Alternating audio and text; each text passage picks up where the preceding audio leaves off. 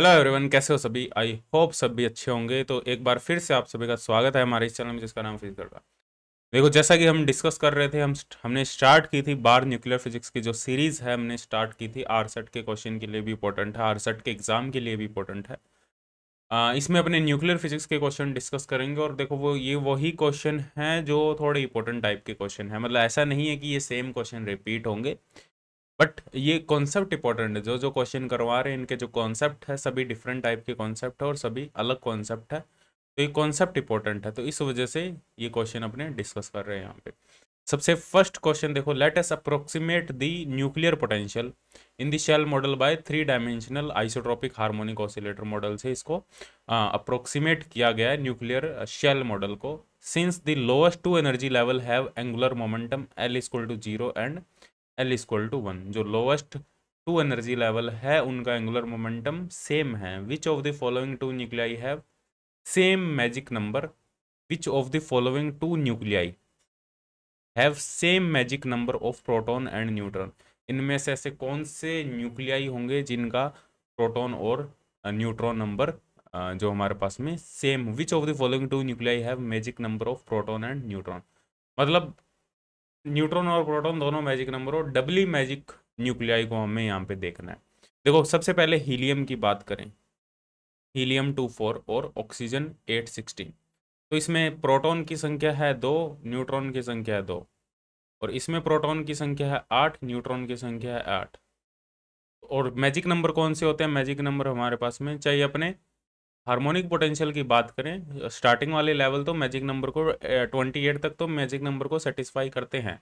2, 8, 20, 28 यहाँ तक तो मैजिक नंबर को थ्री डायमेंशन हार्मोनिक ऑसिलेटर भी सेटिस्फाई करता है। एल डॉट एस कपलिंग भी होती है साथ में। देखो, जो पोटेंशियल होता है उसमें हमारे पास में harmonic potential plus L dot S coupling.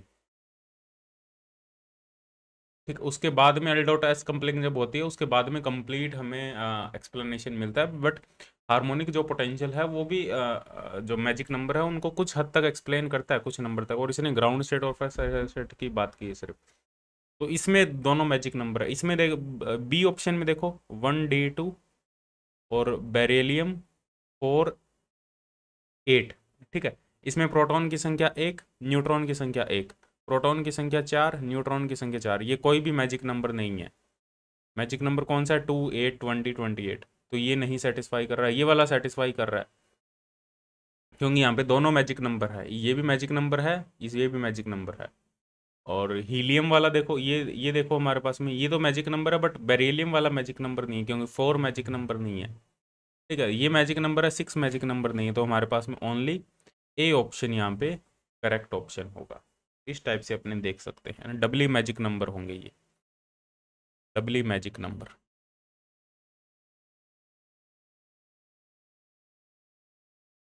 ठीक है, इस टाइप से इस क्वेश्चन को करना है। नेक्स्ट क्वेश्चन देखो हमारे पास में, क्वेश्चन नंबर सेकंड।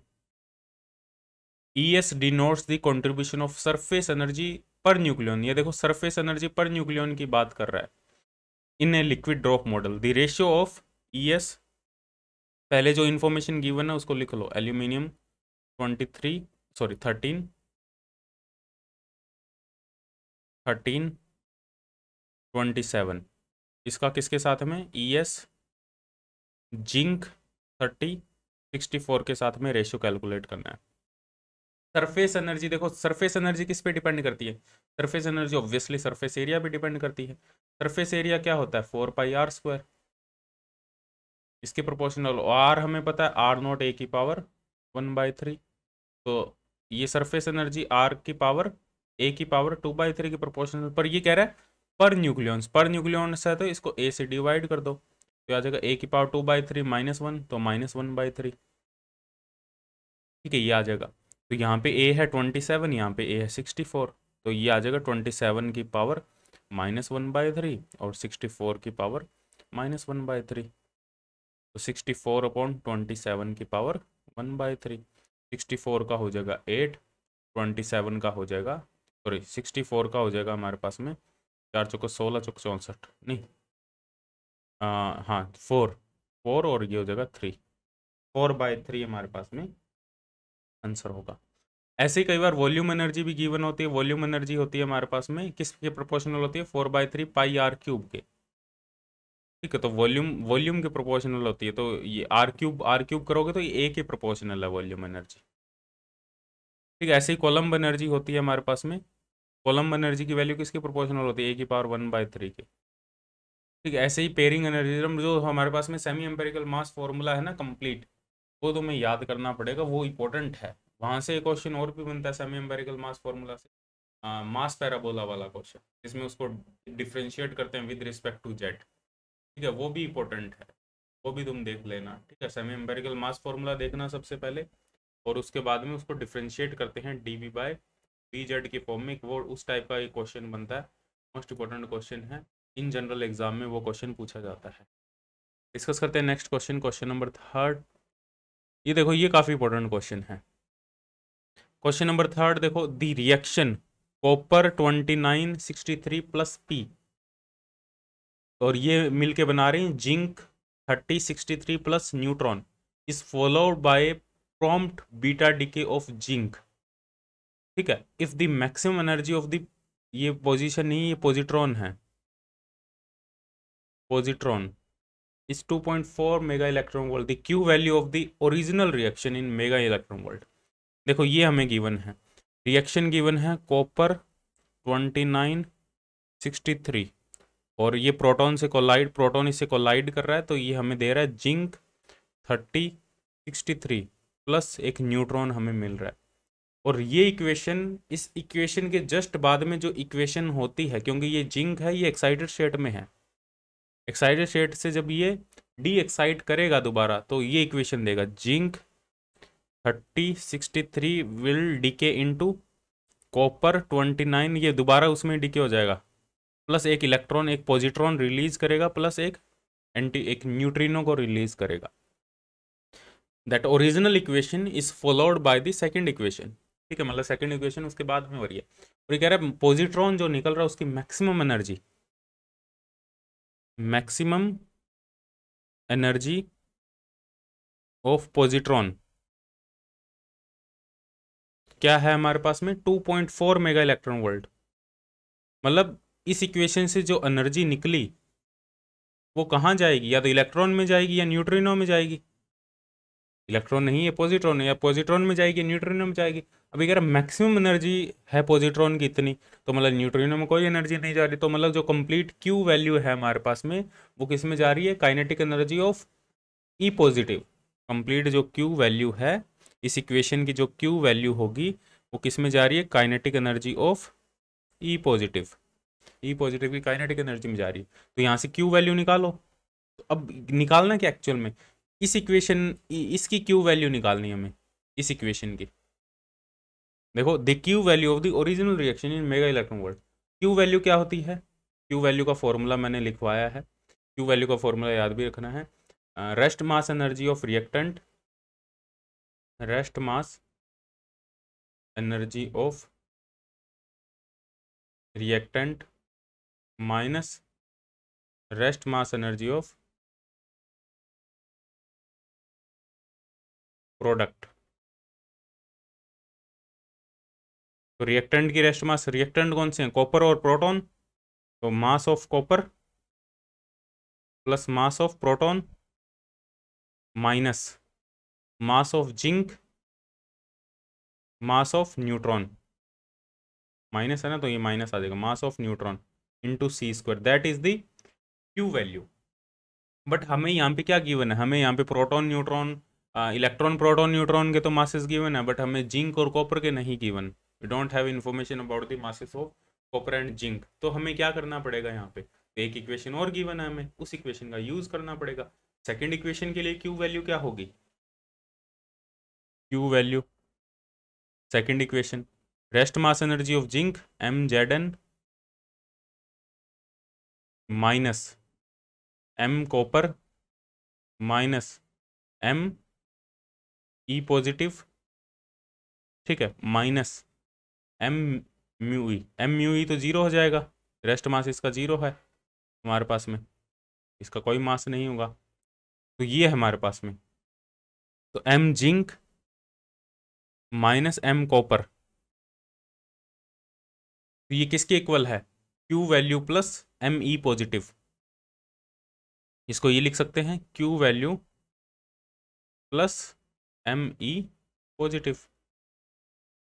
ठीक है, ये लिख सकते हैं M zinc minus M copper. Q ये है हमारे पास में, और ये maximum energy, kinetic energy Q value किसमें जा रही थी, 2.4 मेगा इलेक्ट्रॉन वोल्ट, किसमें जा रही थी, इसकी काइनेटिक एनर्जी में। तो वो क्यू वैल्यू जो इस इक्वेशन से निकली वो काइनेटिक एनर्जी है इसकी, प्लस इसकी rest mass energy M E positive. ठीक, अब ये जो value M zinc minus M copper ये इस इक्वेशन में पुट कर दो।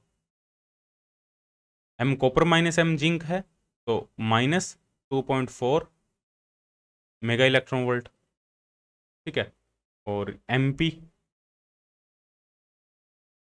और माइनस एम ई, ये भी तो आएगा ना, एक इक्वेशन देखो ये भी आएगा साथ में, -2.4, और ये हमारे पास में है एम पी, एक सेकेंड रुको, ये तो नेगेटिव का हो गया, M P minus M N वो तो है ही, और एक माइनस एम ई भी है साथ में, ये वाला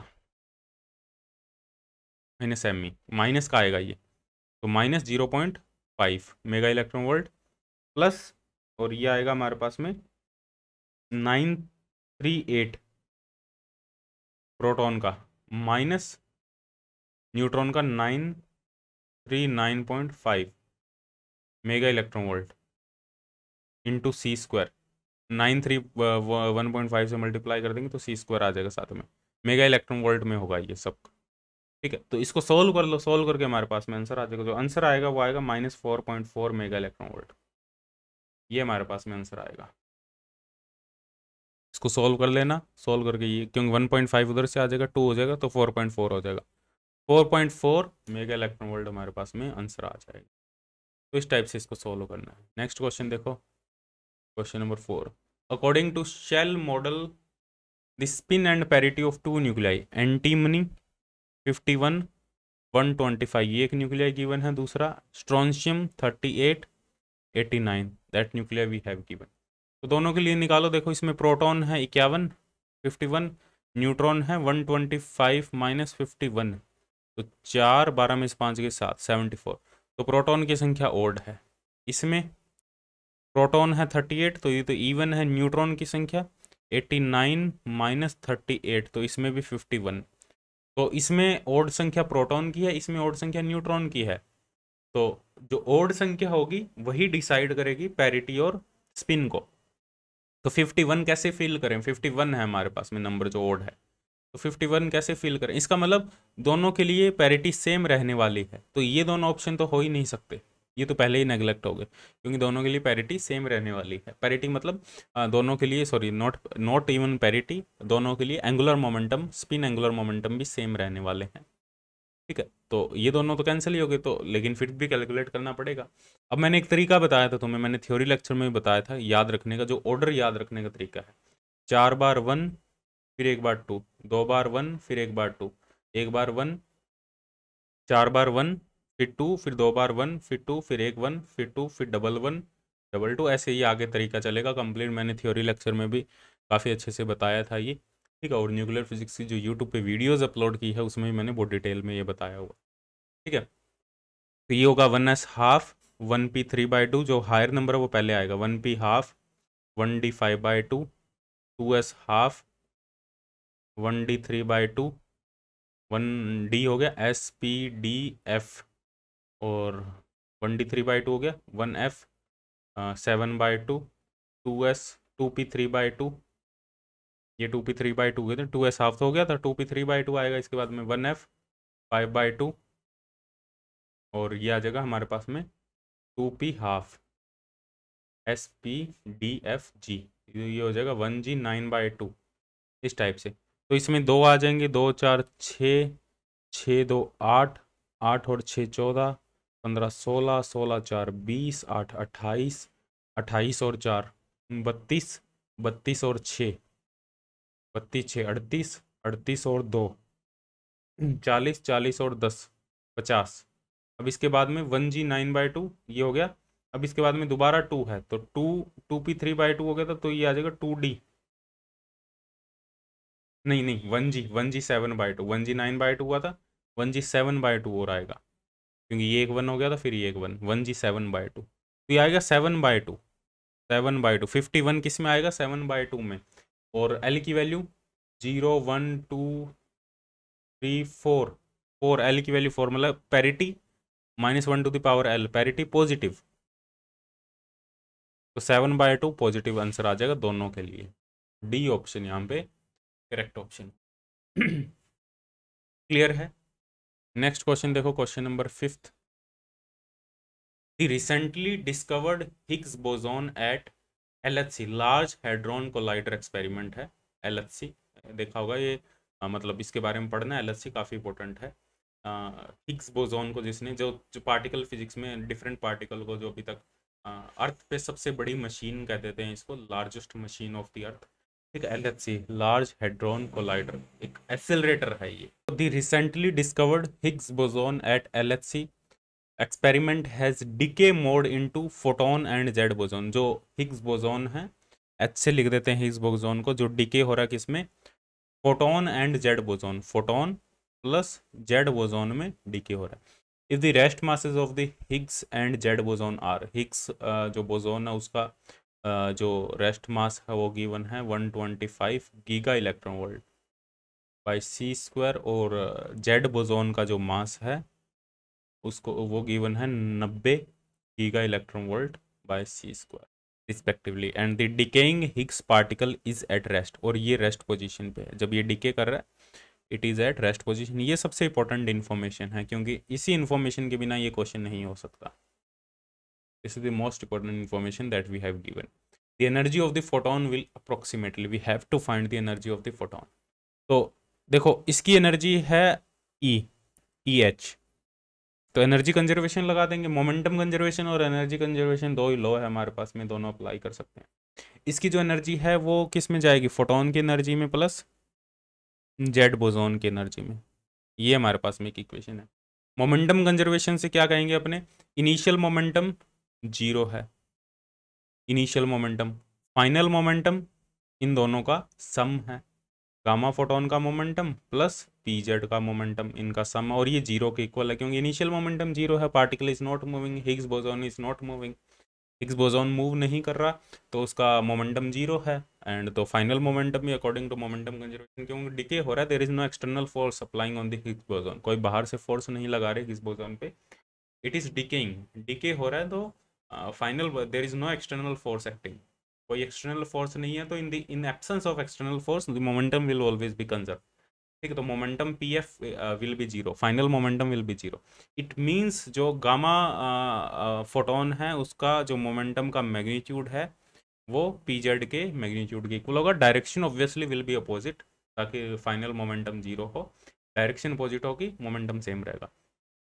तो अब यहाँ पे अपने बात करें, तो हमें पता है यदि हम यहाँ पे रिलेटिविस्टिक एनर्जी का कॉन्सेप्ट यूज करेंगे, क्योंकि हाई स्पीड होगी, हाई एनर्जी या हाई रेस्ट मास एनर्जी, इनकी हाई एनर्जी होगी, गामा फोटोन है, तो रिलेटिविस्टिक एनर्जी का फॉर्मूला होता है हमारे पास में E² = P² C² m0² C⁴, that is relativistic energy. Higgs boson की एनर्जी तो EH है, हमें गिवन है। गामा फोटोन की एनर्जी, सिर्फ गामा फोटोन में सिर्फ हमारे पास में इनका मोमेंटम P ले लेते हैं अपने, गामा फोटोन में सिर्फ रेस्ट मास एनर्जी तो होगी नहीं, गामा फोटोन की जो एनर्जी होगी वो यही होगी P² / C², m0 C² तो होगा नहीं। और अपने जेड बोसोन की बात करें तो इसमें ये भी होगी P² / C², P² C² भी होगी, प्लस mz² C⁴, ये एनर्जी भी होगी। तो ये एक इक्वेशन है, ये एक इक्वेशन है। हमें क्या निकालना है? Energy of gamma photon, E gamma, ये हमें कैलकुलेट करना है, ठीक है। तो कैसे कैलकुलेट करेंगे? देखो इन दोनों इक्वेशन को, ये इक्वेशन ये यूज करेंगे। हमें क्या गिवन है? EH गिवन है हमें, EH गिवन है, और रेस्ट मास एनर्जी ये गिवन है। तो इस ये P के बारे में हमें कोई आइडिया नहीं है, और EZ के बारे में भी हमें कोई आइडिया नहीं है। तो देखो क्या करेंगे अपने यहाँ पे, P कैलकुलेट कर लो, या तो या P की जगह इसको सब्ट्रैक्ट कर दो। देखो सेकंड इक्वेशन जो हमारे पास में थर्ड इक्वेशन है, सेकंड इक्वेशन से वैल्यू P² C² की वैल्यू इसमें पुट कर दो, तो EZ² plus EZ² = E गामा² plus mz² C⁴, इसको लिख देंगे EZ² E गामा² mz² C⁴, ठीक है, इसको लिख दिया E Z minus E gamma, E Z plus E gamma M Z square power 4। E Z plus E gamma को क्या लिख देंगे, E Z plus E gamma को ई एच लिख देंगे। E Z minus E gamma, ये आ जाएगा एम जेड स्क्वायर सी की power 4 upon H, Higgs boson की एनर्जी। तो यहाँ से ई गामा निकालना है, तो फर्स्ट इक्वेशन, ये फोर्थ इक्वेशन आ गई, फर्स्ट और फोर्थ इक्वेशन से देख लो, E Z E gamma plus E Z equal to E H, ये फर्स्ट इक्वेशन है। और E gamma, E Z minus E gamma, E Z minus E gamma equal to M Z square C की power 4 upon ये एच। इन दोनों को solve कर लो, ई गामा निकल जाएगा, दोनों को सब्ट्रैक्ट, इस इक्वेशन में से तो सब्ट्रैक्ट कर दो, ई जेड कैंसिल हो जाएगा, 2 E gamma E H minus M Z square C की power 4 upon E H. E gamma क्या आ जाएगा, E H square M Z square C की पावर 4 2 ई एच। तो ये value M Z square E H की value भी given है, एम जेड सी स्क्वायर की वैल्यू भी गिवन है। जेड सी स्क्वायर की वैल्यू क्या है, 90 giga electron volt by C square, 90 given है। ये 125 की दोनों वैल्यू पुट करोगे, हमारे पास में आंसर निकल के आ जाएगा। आंसर आएगा 30 गीगा इलेक्ट्रॉन वोल्ट, ये आंसर आ जाएगा। ठीक है, गामा फोटोन की जो एनर्जी होगी, इस टाइप से इसको सॉल्व कर लेंगे। नेक्स्ट क्वेश्चन देखो, क्वेश्चन नंबर 6, इंपॉर्टेंट क्वेश्चन है। पहले तो जो भी इंफॉर्मेशन गिवन है उसको लिखो। A beam of proton of a certain energy equivalent to current, एक बीम है प्रोटॉन की जिसकी सर्टेन एनर्जी है इक्विवेलेंट टू करंट, और ये इस करंट के इक्विवेलेंट है, 1.6 मिली एम्पियर करंट के इक्विवेलेंट है। इस incident uniformly of a iron 56 target containing, और ये इंसिडेंट कर रही है एक टारगेट पे जो आयरन 56 है, और जो कंटेन करता है, ये टारगेट पार्टिकल कंटेन करता है 10 टू पावर 22 एटम पर मीटर स्क्वायर। इतने पार्टिकल वो कंटेन करता है जो टारगेट है, जिस पे ये टारगेट कर रहे हैं।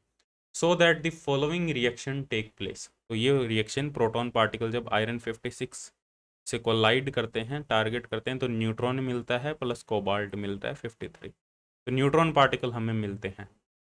If the cross section for the reaction is 1 barn, cross section यदि 1 बार्न है, 1 बार्न 10 टू पावर -28 मीटर स्क्वायर होता है, 1 बार्न होता है 10 टू पावर -28, एक बार मैं चेक कर लेता हूँ, 10 to power -28 metre square. Calculate the number of neutron produced per second, we have to calculate the number of neutron produced per second. यहाँ देखो एक इंपॉर्टेंट फॉर्मूला बताऊंगा जो तुम्हें याद रखना, और मोस्ट इंपॉर्टेंट फॉर्मूला है।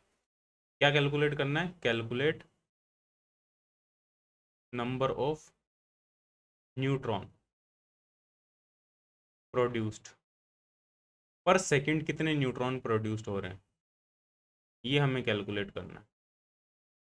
तो यहाँ एक फॉर्मूला है हमारे पास में, वो फॉर्मूला काफी इंपॉर्टेंट है। जो प्रोटॉन बिना कोलाइड किए बाहर निकलेंगे, अब यहाँ पे जो प्रोटॉन जाएंगे ना, ये जो प्रोटॉन इंसिडेंट होंगे, इनमें से कुछ प्रोटॉन ऐसे होंगे जो कोलाइड करेंगे, some proton are those do not collide. जो प्रोटॉन कोलाइड करेंगे वो एक न्यूट्रॉन को जन्म देंगे। जो प्रोटॉन कोलाइड किया, it will give rise, will जो प्रोटॉन कोलाइड करेगा वो हमें, it will convert the iron in cobalt and one give extra neutron. ठीक है, एक एक्स्ट्रा न्यूट्रॉन देगा और आयरन को कोबाल्ट में कन्वर्ट कर देगा, जो प्रोटॉन कोलाइड करेगा। And which do not collide, वो हमारे पास में न्यूट्रॉन को पास नहीं कर, मतलब न्यूट्रॉन वहाँ से नहीं निकलेगा। जो प्रोटॉन कोलिजन में पार्टिसिपेट करेंगे वो न्यूट्रॉन को बॉर्न करेंगे, और जो न्यूट्रॉन पार्टिसिपेट नहीं करेंगे तो वो बॉर्न न्यूट्रॉन की वजह से नहीं निकलेगा। तो number of neutron produced per second, we have to calculate the number of neutron per second. तो हमें एक्चुअल में क्या कैलकुलेट करना है, हमें कैलकुलेट करना है कि प्रोटॉन, नंबर ऑफ प्रोटॉन कितने कोलाइड कर रहे हैं पर सेकंड। तो हमारे पास में एक फॉर्मूला है, जो प्रोटॉन बिना कोलाइड करे बाहर निकल गए वो कितने हैं, वो हमारे पास में एक फॉर्मूला है। देखो, जो प्रोटॉन बिना कोलाइड किए बाहर निकल जाते हैं, जो प्रोटॉन बिना कोलाइड किए बाहर निकल जाते हैं, बिना कोलिजन के। वो हमारे पास में फॉर्मूला है एन नॉट ई की power minus sigma N X, where N naught is the total number of proton, N X is the number of target particle per unit area, N X is the number of, ये formula याद रखना है, number of target particle per unit area, ये हमारे पास में N X, total number of target particle per unit area. ठीक है, तो एन नॉट हमें गिवन है, we have given N naught 10 to, no N naught नहीं गिवन हमें गिवन है टोटल नंबर ऑफ प्रोटॉन, नहीं गिवन हमें कितने, हमें करंट गिवन है कि इतना करंट फ्लो हो रहा है। ठीक है, हमें टोटल नंबर ऑफ प्रोटॉन नहीं गिवन, हमें यहाँ से निकल जाएंगे कितने प्रोटॉन बाहर निकल गए, तो कितने प्रोटॉन ने कोलाइड किया, let's say total number of proton N naught है, कोलिजन कितने प्रोटॉन नहीं किया, कोलिजन करने वाले प्रोटॉन की संख्या, कितने प्रोटॉन ने कोलाइड किया, तो वो इनमें से माइनस कर दो, N naught minus N naught E की power minus sigma X N X, तो ये हो जाएंगे जिन्होंने कोलिजन किया। अब ये एन नॉट हमें नहीं पता, एन एक्स पता है, सिग्मा पता है, लेकिन हमें एन नॉट नहीं पता कि कितने नंबर ऑफ प्रोटॉन आए। ठीक है, एन नॉट निकालेंगे, लेकिन हमें we have given the information about the current 1.6 milli ampere, a beam of proton is equal to certain current. ठीक है, तो हमारे पास में करंट कितना गिवन, करंट क्या होता है Q बाई टी, और ये कितना गिवन है 1.6 मिली एम्पियर, और हमें पता है Q होता है NE। ठीक है, Q की जगह NE पुट कर दिया, NE T, NE by T 1.6 milli ampere, तो N कितना आ गया, N बाई टी कितना आ गया 1.6 मिली एम्पियर अपॉन E, तो यह आ जाएगा 1.6 into 10 to power minus 3, 1.6 into 10 to power minus 19, तो आ जाएगा 10 टू पावर 16। तो N बाई टी क्या है, N बाई टी है number of proton incident per unit time, तो ये N नॉट है, ये यहाँ से निकल जाएगा 10 टू पावर 16, 10 टू पावर 16 की वैल्यू यहाँ पुट करो, 10 to power 16 minus 10 to power 16 into E की पावर माइनस सिग्मा है 10 to power minus 28 into N X है 10 टू पावर 22, तो इसको सॉल्व करोगे तो it will come out to be 10 to power 10। जब इसको सॉल्व करोगे 10 टू पावर 10 आएगा, तो हमारे पास में इसका जो आंसर होगा वो होगा 10 to power 10 number of neutron है वो पर सेकेंड प्रोड्यूस होंगे। और इंसिडेंट कितने प्रोटॉन हो रहे हैं, 10 टू पावर 16 प्रोटॉन इंसिडेंट हो रहे हैं, उनमें से जो 10 टू पावर 10 हमारे पास में प्रोटॉन है वो, अब ये ऐसे निकाल लो या डायरेक्ट भी निकाल सकते हो तुम, कोई दिक्कत नहीं है, तुम पहले से ये फॉर्मूला याद रख लो, N naught minus N naught E की बार वो कितने प्रोटॉन कोलिजन कर रहे हैं। ठीक है, तो वो भी देख सकते हो तुम, या कितने को लाइट नहीं कर रहे हो उनको सब्ट्रैक्ट कर दो, वैसे भी कर सकते हो। तो इस टाइप से इस क्वेश्चन को करना है। ठीक, 7th नंबर देखो, ये काफ़ी इंपॉर्टेंट है 7th नंबर हमारे पास में। If A spontaneous alpha decay of uranium 92-32 at rest, uranium 92-232 का स्पॉन्टेनियस डिके होता है, अल्फा डिके होता है, total energy released in reaction is Q, energy carried by the alpha particle, alpha particle कितनी energy को कैरी करते हैं। यहाँ पे यूरेनियम से कोई और सब्सटेंस बनेगा 9228 प्लस अल्फा पार्टिकल निकलेगा प्लस Q वैल्यू होगी हमारे पास में। तो काइनेटिक एनर्जी जो अल्फा पार्टिकल, क्योंकि उसका जो फॉर्मूला है वो याद है हमें, A-4/A इंटू Q वैल्यू, ये हमारे पास में फॉर्मूला है kinetic energy of alpha particle, A-4/A, तो लगभग Q वैल्यू के इक्वल ही होते हैं, वैसे फॉर्मूला लगाने की जरूरत भी नहीं है, डायरेक्ट देखना चाहो तो डायरेक्ट भी देख सकते हो, क्योंकि जो काइनेटिक एनर्जी होती है अल्फा पार्टिकल की वो लगभग Q वैल्यू के 0.9999 Q होती है।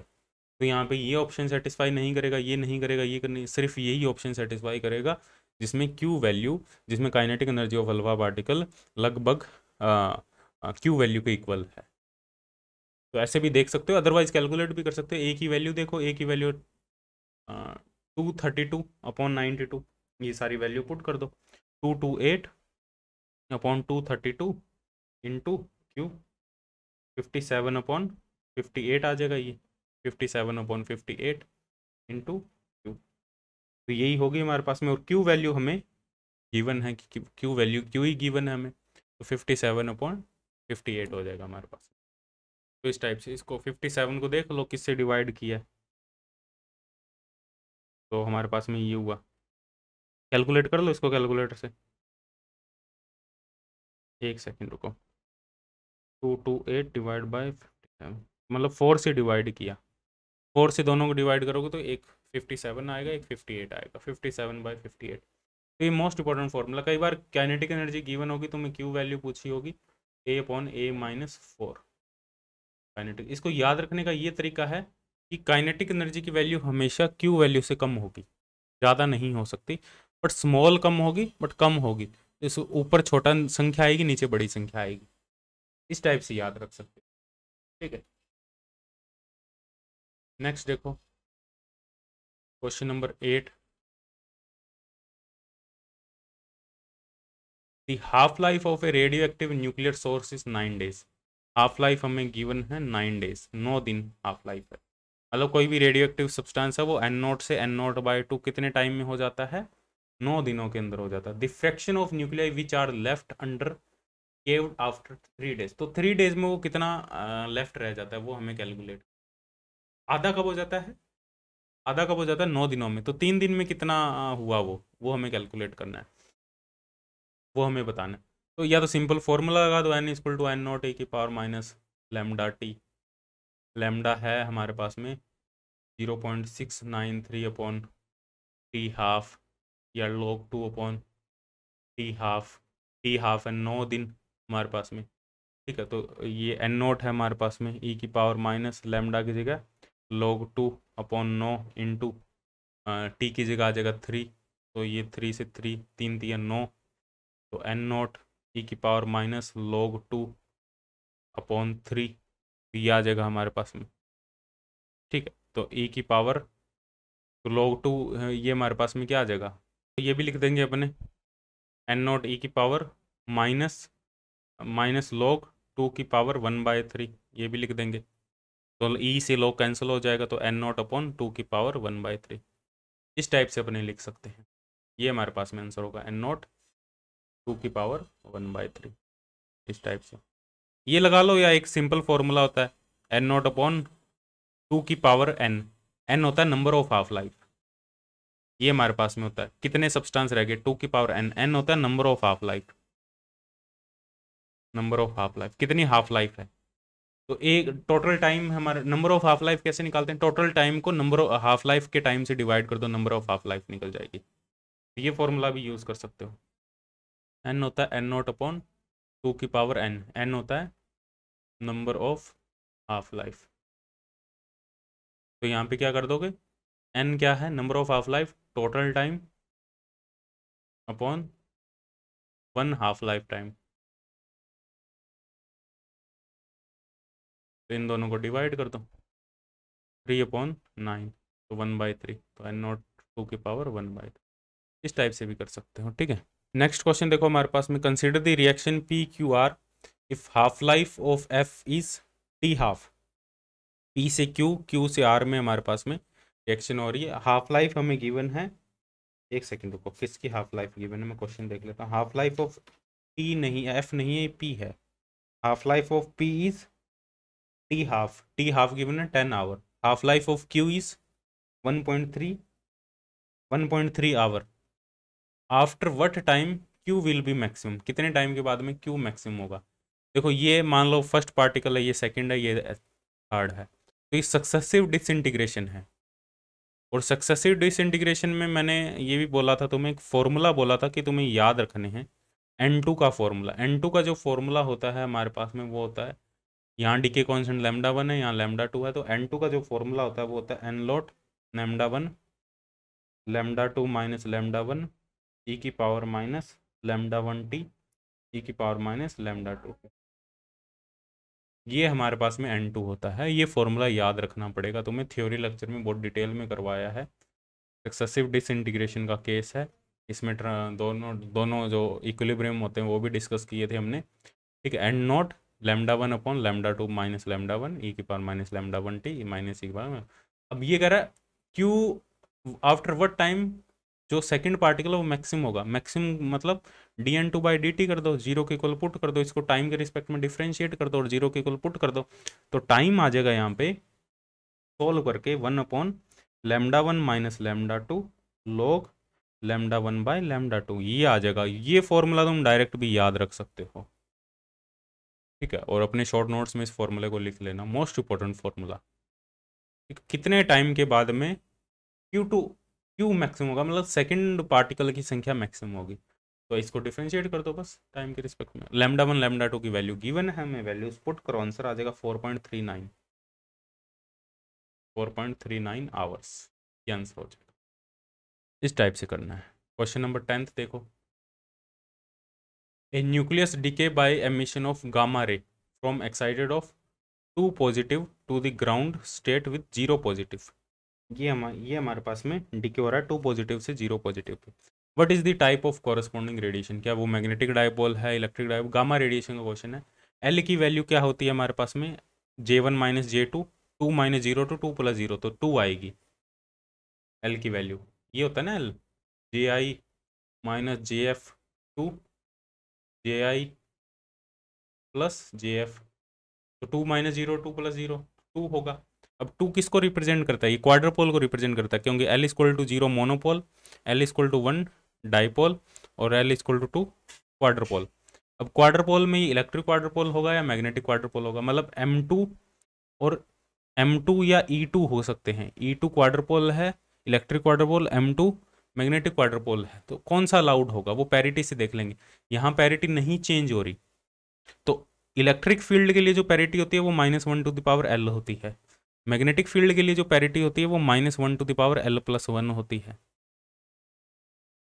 तो L की वैल्यू क्या है 2, तो किस में पैरिटी चेंज नहीं होगी, यहाँ -1/2 लिखेंगे, यहाँ -1/2+1 लिखेंगे, तो इसमें तो पैरिटी चेंज हो जाएगी, इसमें पैरिटी चेंज नहीं होगी, तो मतलब वो इलेक्ट्रिक फील्ड वाला होगा, तो इलेक्ट्रिक क्वाड्रपोल होगा वो। बी ऑप्शन यहाँ पे करेक्ट ऑप्शन होगा, क्योंकि इलेक्ट्रिक के लिए पैरिटी चेंज नहीं होगी, क्योंकि वहाँ पैरिटी चेंज नहीं हो रही 2 पॉजिटिव से 0 पॉजिटिव। इलेक्ट्रिक फील्ड के लिए जो पैरिटी होती है वो होती है -1/L, मैग्नेटिक फील्ड के लिए होती है -1/L+1, ठीक है। और पैरिटी एक्चुअल में रिएक्शन में चेंज नहीं हो रही, it means it does not change in the quadrupole moment as well. तो क्वाड्रपोल मोमेंट में मैग्नेटिक भी है इलेक्ट्रिक भी अलाउड, तो किस में चेंज नहीं हो रही, इलेक्ट्रिक वाले में अलाउड चेंज नहीं हो रही, तो इट इज़ ए इलेक्ट्रिक क्वाड्रपोल।